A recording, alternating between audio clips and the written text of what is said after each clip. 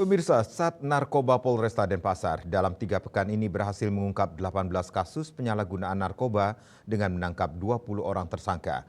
Barang bukti yang disita dari para tersangka berupa sabu-sabu, daun ganja, ekstasi, dan tembakau sintetis dengan berat keseluruhan hampir mencapai 2 kilogram.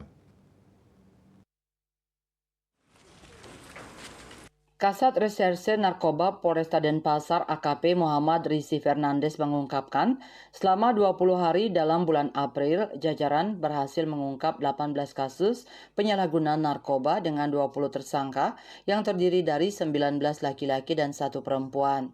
Dari para tersangka, 14 berperan sebagai pengedar dan 6 pemakai serta 2 orang adalah residivis.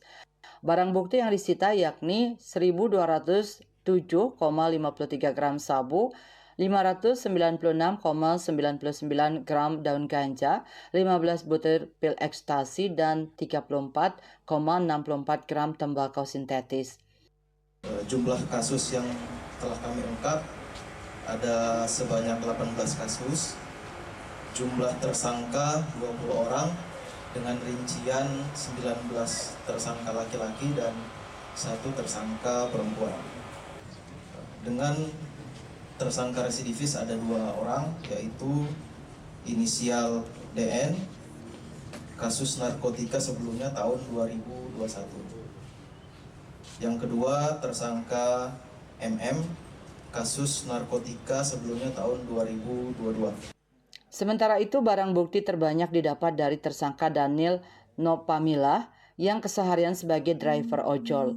Pria yang tinggal di Jalan Gunung Talang, Padang Sambian, Denpasar Barat itu berisi sabu seberat 993,27 gram. Barang bukti tersebut didapat polisi dari tempat kos tersangka di Jalan Kebo Iwa Denpasar yang disembunyikan pada tempat jemuran.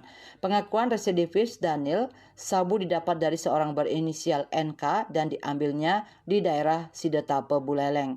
Sabu tersebut akan diedarkan di Denpasar dan tersangka Daniel akan mendapat upah 10 juta rupiah setelah mengedarkannya.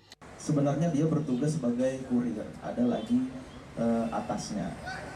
Nah, dia kenal dengan bosnya ini, inisial N ini, melalui mulut ke mulut. Memang dia ini kan sebagai pengguna sebelumnya.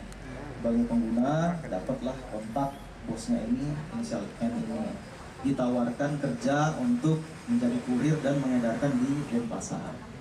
Jadi disuruh bosnya ini untuk mengambil barang di Sidetape, untuk diedarkan ke Denpasar. Para tersangka dijerat pasal 112 ayat 2 Undang-Undang RI nomor 35 tahun 2009 tentang narkotika dengan ancaman pidana penjara paling singkat 5 tahun dan paling lama 20 tahun. Kini polisi masih mengembangkan jaringan para tersangka. Rai Suhantara, Bali TV.